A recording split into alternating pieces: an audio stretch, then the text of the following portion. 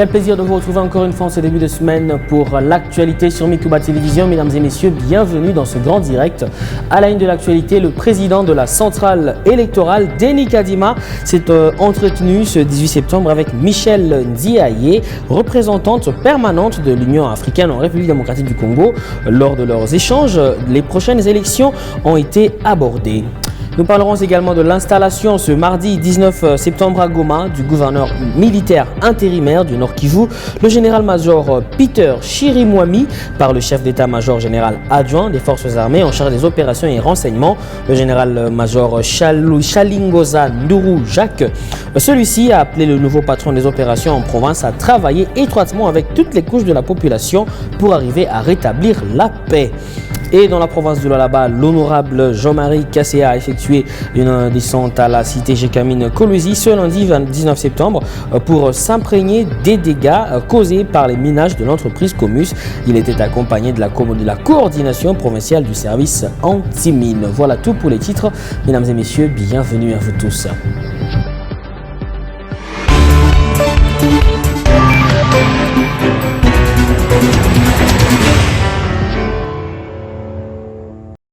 Encore une fois, bienvenue si vous nous rejoignez sur Mikuba Télévision. Le président de la Commission électorale nationale indépendante, Denis Kadima, s'est entretenu ce 18 septembre avec Michel Ndiaye, représentante permanente de l'Union africaine en RDC. Lors de leurs échanges, les prochaines élections en RDC ont été abordées. Les détails, c'est dans ce récit d'Exosengoy. Selon Denis Kadima, l'entretien avec la représentante pays de l'Union africaine avait également trait à l'envoi d'une mission d'observation électorale sollicitée par cette organisation, à laquelle la CENI est naturellement favorable pour assurer la transparence dans le déroulement des opérations. À en croire Michel Ndiaye, il s'agissait d'abord d'une visite de courtoisie, une occasion qui lui a permis de discuter aussi du processus électoral. L'Union africaine est toujours partie prenante dans l'observation des élections. Et donc, il y aura une délégation qui sera là pour visiter la CENI et faire connaître le programme afin d'observer les scrutins à venir, a renseigné cette diplomate sénégalaise. Le patron de la centrale électorale avait précisé que les scrutins prévus en décembre vont respecter une certaine norme en améliorant là où le précédent cycle électoral a connu des critiques. À l'en croire, les résultats seront publiés par bureau de vote pour empêcher les suspicions, comme cela fut le cas lors des cycles passés. Le processus électoral en cours en RDC est arrivé à la phase de réception et traitement des candidatures à la présidentielle. Cette opération, qui marque un pas de plus vers la tenue des élections prévues le 20 décembre 2023, va se clôturer le 8 octobre prochain. Et dans sa logique de maintenir les échanges permanents avec toutes les parties prenantes au processus électoral, la centrale électorale invite les mandataires et représentants des partis et regroupements politiques ainsi que les représentants de la société civile, les femmes, les jeunes, les personnes vivant avec handicap, le peuple autochtone à prendre part au cadre de concertation qu'elle organise à partir de ce mercredi 20 septembre au Palais du Peuple à Kinshasa. Une annonce faite ce 18 septembre par la rapporteure de la centrale électorale, Patricia Nseya Moulela. Parmi les thématiques figure la présentation du cadre légal et réglementation de la publication des listes provisoires des électeurs et des bureaux de vote et tant d'autres encore seront au rendez-vous. Regardez. Dans sa logique de maintenir les échanges permanents avec les parties prenantes au processus électoral, la Commission électorale nationale indépendante est heureuse de vous convier au cadre de concertation qui aura comme thématique la présentation du cadre légal et réglementaire de la publication des listes provisoires des électeurs et de bureaux de vote, la présentation du cadre légal de l'accréditation des observateurs, des témoins et des médias, mais aussi la présentation du dispositif électronique de vote. Le programme y afférent se présente de la manière suivante. Mercredi 20 septembre 2023, cadre de concertation avec les partis et regroupements politiques. Le jeudi 21 septembre 2023, cadre de concertation avec la société civile.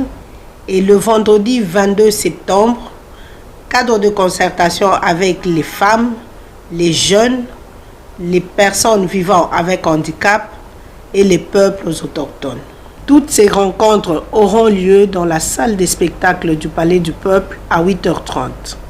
Nous vous prions de venir retirer les invitations mardi 19 septembre 2023 au siège de la CENI, situé sur le boulevard du 30 juin dans la commune de La Gombe. Nous souhaitons la bienvenue à tous les participants. Je vous remercie. Autre chose, invité de nouveau à la barre ce lundi 18 septembre, Salomon Idi Kalonda, conseiller spécial de Moïse Katumbi, a déclaré au juge de la cour militaire de Kinshasa-Gombe à la prison militaire de Ndolo qu'il faisait face à un procès de la honte. Il a fait savoir qu'il a tenu, malgré l'avis de ses médecins, à se présenter devant les juges. La cour a par ailleurs renvoyé le procès au 25 septembre suite aux éléments présentés par les avocats de la défense. Ces derniers ont contesté la compétence de cette cour de juger leur client qui est un civil. Le conseil de Salomon Idi Kalonda a également exigé l'annulation des procès-verbaux établis par l'auditorat militaire dans cette affaire. Suivez. Notre client Salomon Idi Kalonda s'est présenté personnellement à cette audience en dépit, vous avez dû vous rendre compte, de son état de santé qui est assez préoccupant. Et normalement, son médecin soignant n'était pas très favorable à sa comparution. Mais au regard de la nécessité et de sa détermination à vouloir démontrer avec éclat son innocence, il a estimé qu'il ne pouvait pas rester en milieu hospitalier le jour de son audience au risque d'amener son absence à des interprétations inappropriées. Raison pour laquelle vous l'avez vu accompagné de son infirmière affectée par les centres médicaux. La deuxième chose, au cours de cette audience, nous sommes venus articuler des moyens de droit qui puissent démontrer que Salomon Kalonda ne devrait pas être jugé devant une juridiction militaire.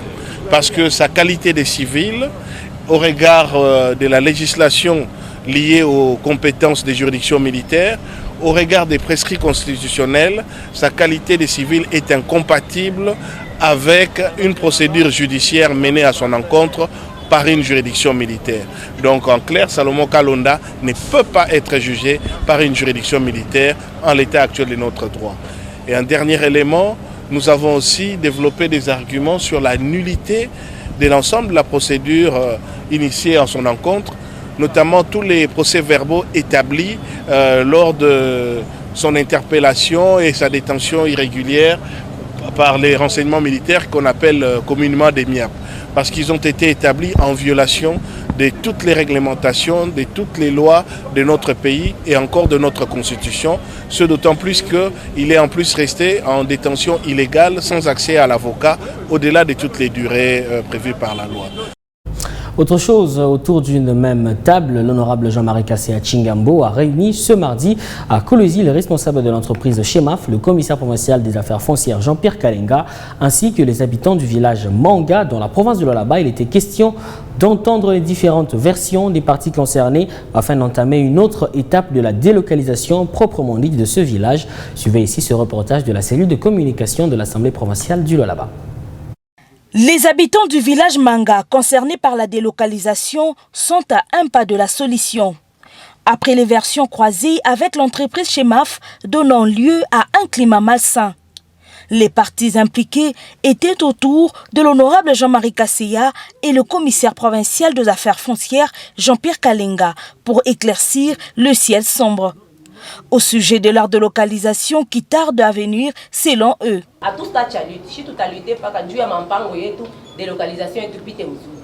L'entreprise incriminée a rassuré à ses Lualabais du bon déroulement du processus qui, du reste, est mené par la commission provinciale des délocalisations.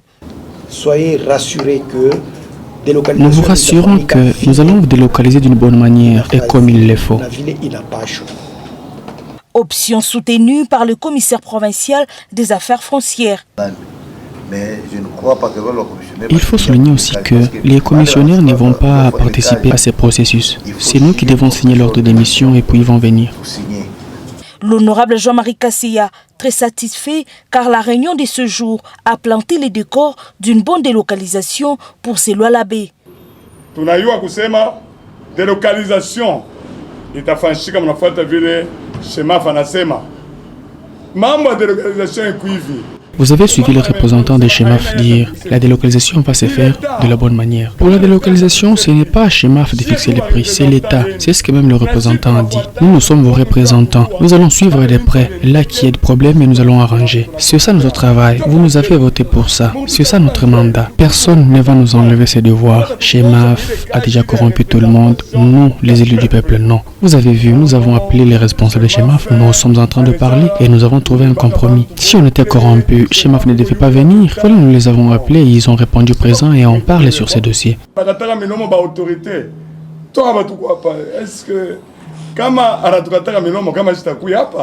Une satisfaction pour toutes les parties impliquées, poignée de main entre les représentants de Chemaf et ses habitants, signe d'une bonne collaboration.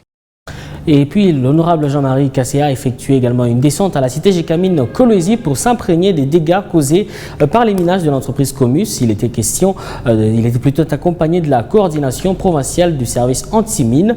Le pire est à craindre au regard de cette situation sur le terrain. Retrouvons encore une fois la cellule de communication de l'Assemblée provinciale. Victimes des minages provenant de l'entreprise minière Comus, les habitants de la cité Gécamine Kolwezi en ont marre.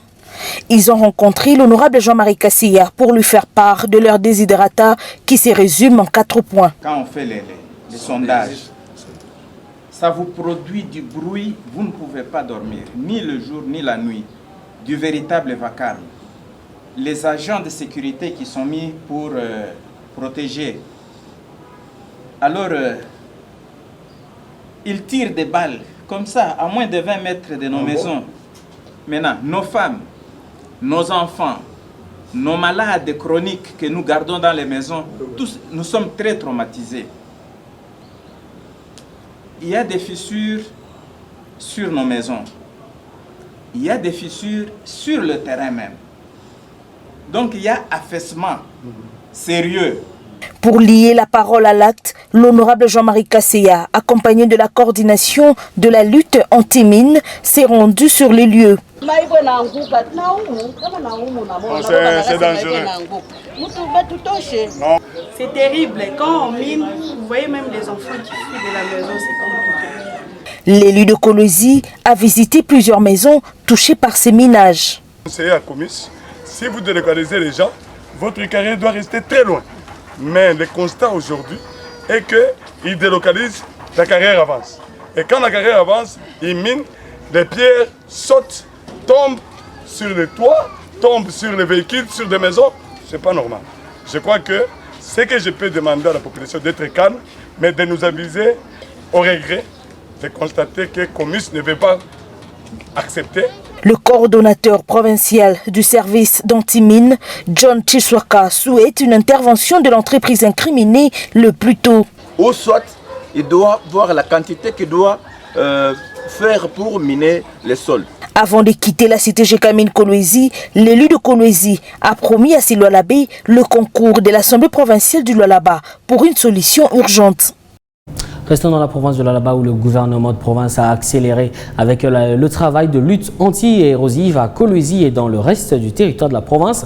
Les énormes têtes d'érosion à Kanina et à Kamassar sont en voie d'être maîtrisées.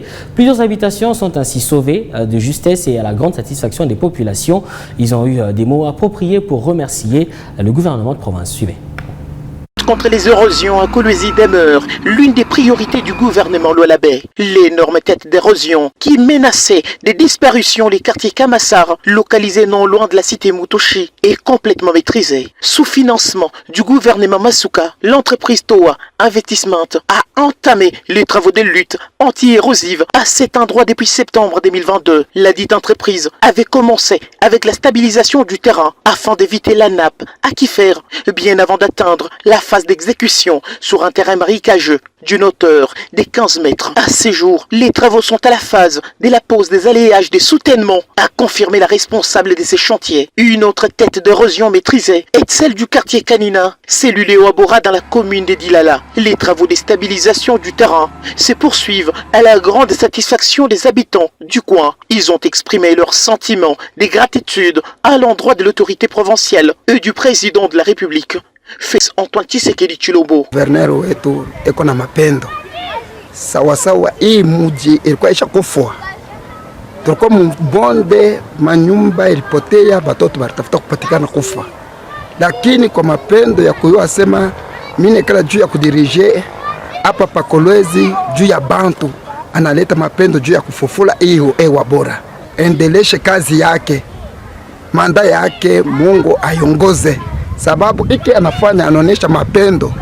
Tuko na furaha sana, mama Fifi anajibirisha hii mabonde, anajibiria mabonde yote. Ces travaux de lutte anti-érosive lancés sur toute l'étendue du chef-lieu de la province du Cobalt viennent soulager tant soit peu des quartiers touchés par cette catastrophe naturelle. Et le gouvernement provincial a également amorcé l'opération du démantèlement des barrières illicites sur différentes routes du Lualaba. La gouverneure intérimaire a dépêché une commission interministérielle sur la RN numéro 39 lundi dernier. Cette commission, dirigée par le ministre provincial des Mines, est arrivée jusqu'à Moutaka pour remettre de l'ordre sur plusieurs barrières en les débarrassant des personnes qui y prestaient de manière illégale. Une opération qui est mise sur pied suite aux plaintes des transporteurs. Suivez. Une commission mixte des ministères des Mines, Infrastructures, Transports et du commissariat général du gouvernement provincial en charge du genre a été dépêchée par la gouverneure Masuka pour se rendre compte des contours du travail au niveau de différentes barrières de la province du Lualaba. Le souci pour le gouvernement provincial est de mettre fin aux irrégularités et améliorer la qualité de travail sur ces postes. Au premier jour, la délégation Jacques Kaoumba s'est focalisée sur la route nationale numéro 39 en parcourant plusieurs kilomètres depuis les postes péage du Lualaba jusqu'à celui de Moutaka, en passant par le pont qui porte le même nom, le poste des Pompis et la barrière TFM. Partout où les émissaires de Fifi Masuka sont passés, ils ont répertorié les services de l'État qui y prestent. Il s'agit de la police des mines et hydrocarbures, la division des mines, les services d'antifraude, des renseignements militaires, l'ANR, la GR, le CSC, le CGA, la DGM, la DEMIAP et le SAEMAP. À Pompi et au niveau de TFM, toutes les barrières fantaisistes ont été démantelées.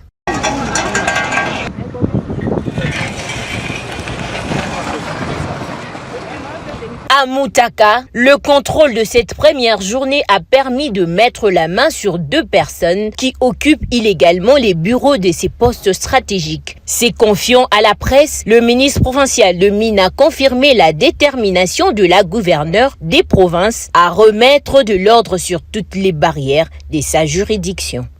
La commission est chargée de démanteler les barrières illicites et aussi vérifier les services habilités sur ces barrières-là illicites. Il y a plusieurs barrières et les gens ne savent pas circuler comme il se doit. Alors, sur instruction de son Excellence Madame le Gouverneur, nous avons été en commission pour faire ce travail.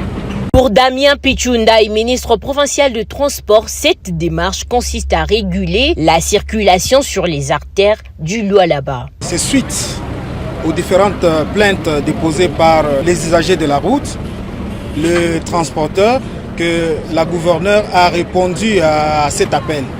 Et en termes d'amélioration, moi je crois que, comme vous le savez, il y aura fluidité. On va démasquer toute la multiplicité des services et des taxes parce que ça dérange au plus haut point l'économie de la province. La commissaire générale Nathalie Lundangandu a profité de cette occasion pour sensibiliser toutes les femmes qui vendent le long de la RN39, les invitant à la prudence pour ne pas se faire écraser par les véhicules. Sur leur chemin de retour, tard dans la nuit de ce lundi 18 septembre 2023, les membres de la commission ont rétabli de l'ordre sur les postes des péages Lualaba où des embouteillages étaient observés suite au comportement incivique d'un agent. Changeant de chapitre, installation ce mardi 19 septembre à Goma du gouverneur intérimaire du Nord Kivu, le général-major Peter Chirimwami, par le chef d'état-major général adjoint des forces armées en charge des opérations et renseignements, le général Chalingoza Nduru Jacques. Celui-ci a appelé le nouveau patron des opérations en province à travailler étroitement avec toutes les couches de la population pour arriver à atteindre les objectifs de la restauration de la paix dans cette partie de la République démocratique du Congo. Les détails de cette cérémonie avec notre correspondant depuis la ville de de Goma. Patrick Sialoua.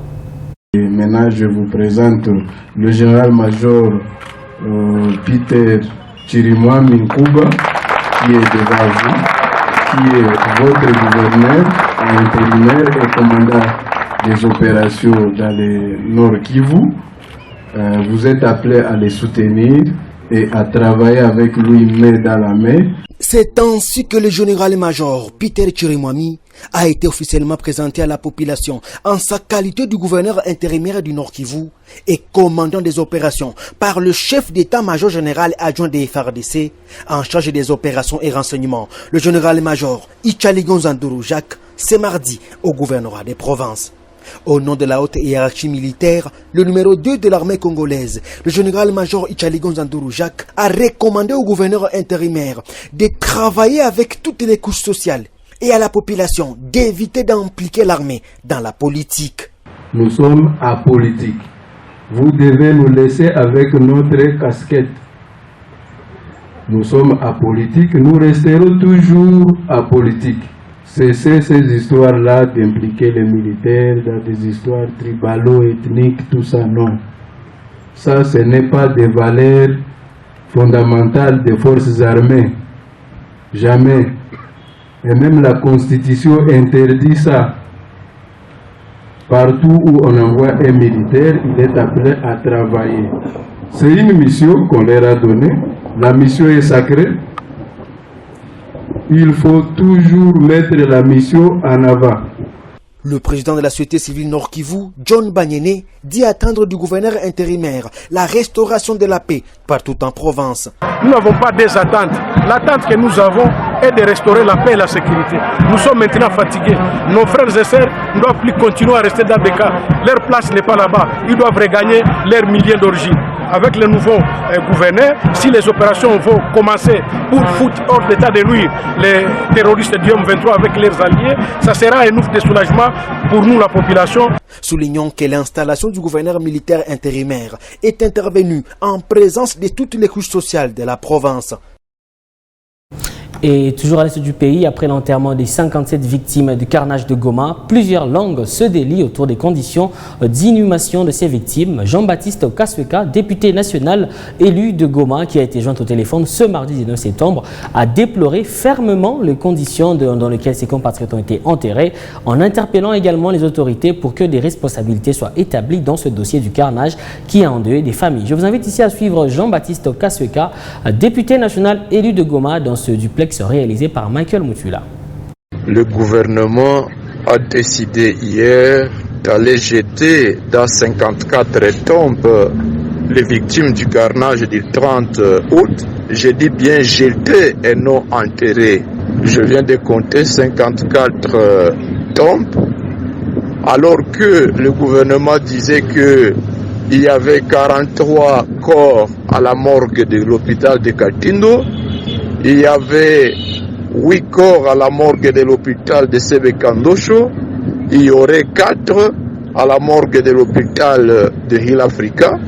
Nous avons également vu 15 cercueils être sortis de la morgue de l'hôpital provincial. Ça donne un total d'au-delà de 67 personnes, 67 cercueils. Mais comment expliquer seulement 54 tombes? Est-ce qu'on a enterré 2 personnes dans une même tombe? Mais au-delà de cela, les familles n'ont pas été consultées. J'étais hier au deuil des mamans, des papas qui ne savaient pas retrouver les leurs parmi les corps, les cercueils qui étaient là. Personne n'était autorisé à contempler pour identifier le membre de sa famille. Il n'y a eu aucune consultation préalable avec les familles. Les militaires ont bouclé les morgues pour jeter eux-mêmes les corps, placer les corps dans les cercueils, à l'absence de tout membre de famille, dans une cacophonie totale. À plus de cela, nous avons noté qu'il y a des personnes qui ont été enterrées hier, des victimes de ces carnages, dont les parents sont à la prison, conformément à l'article 10 de la loi portant organisation et fonctionnement de la garde républicaine, qui dispose que sur le plan des opérations, les commandants de la garde républicaine relèvent du président de la République. Nous continuons à appeler toutes les personnes de bonne volonté à se mobiliser pour que, au-delà de la chaîne de commandement qui a réalisé ces opérations ici à Goma, que les donneurs d'ordre au niveau de Kinshasa soient également appelés à répondre de leurs responsabilités. Autre chose, les cadres et agents de la direction générale des recettes du Kasaï exigent le départ sans préavis de l'actuel directeur général. Exigence contenue dans leur mémorandum lu ce lundi. Ils reprochent à Joseph Kalombo le tribalisme, l'injustice, le népotisme, les règlements des comptes, la chasse à l'homme et l'administration parallèle. À cela s'ajoute la faible production des recettes et la contre-performance à moins d'une année de gestion à cause notamment de l'affection irrégulière des cadres et des agents. Suivez. Nous dénonçons les affectations au poste de péage de membres de familles et des membres d'un parti politique pour une période indéterminée, avec comme conséquence la minoration vertigineuse des recettes des péages et du guichet unique. En effet, il y a une catégorie d'agents privilégiés, bénéficiaires des faveurs et avantages ainsi que des affectations à durée indéterminée, ce qui est à la base des frustrations qui ne peuvent pas népotismer dans la gestion du personnel. Cette même catégorie des agents privilégiés dont la majorité est nouvellement recrutée par l'actuel comité sont encore bénéficiaires des primes et salaires au détriment des autres agents. Et cela sous le regard impuissant des agents trouvés au sein de la régie. De ce qui précède, il faut vous rassurer que la direction générale de la DGRCAS actuelle, loin d'être valorisée et d'être les catalyseurs de la mobilisation des recettes de la province. À cet effet, nous sollicitons de l'excellence, messieurs les gouverneurs, les mesures suivantes.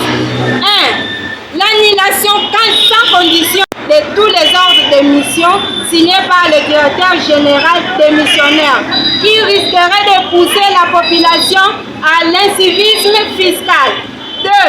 Prendre acte de la démission du directeur général, candidat aux législatives provinciales et nationales, pour éviter que les moyens de l'État ne soient pas utilisés pour la campagne électorale. Revenons dans la province du Lualaba, lancement ce mardi 19 septembre de la session de la rentrée pastorale dans le diocèse de Kolwezi. L'ouverture de cette session a été faite par l'évêque Richard Kazadi Kamba à la salle Immaculata devant tous les agents pastoraux de ce diocèse ainsi que des religieuses et religieux. Durant 4 jours, ces religieux vont échanger dans différents ateliers sur le thème retenu pour l'année pastorale 2023-2024. Tous ensemble, allons par le monde entier, proclamons l'évangile à toutes les créatures pour une église verte. L'évêque Richard Kazadi Kamba était le second orateur de cette première journée. Et à l'extérieur du pays, il se tient aux États-Unis d'Amérique, précisément à New York, la 78e session de l'Assemblée générale des Nations Unies. À ce rendez-vous qui réunit notamment le chef de l'État, le président Félix-Antoine Tshisekedi prendra la parole ce mercredi 20 septembre devant tous les leaders du monde libre. Il devra également, au cours de cette allocution, épingler la situation sécuritaire à l'est de son pays. Ça sera bien sûr à retrouver sur les antennes de Mikuba Télévision. Voilà qui met un terme à cette grande édition du journal sur Mikuba. Merci à vous de nous avoir suivis. On se retrouve ce mercredi.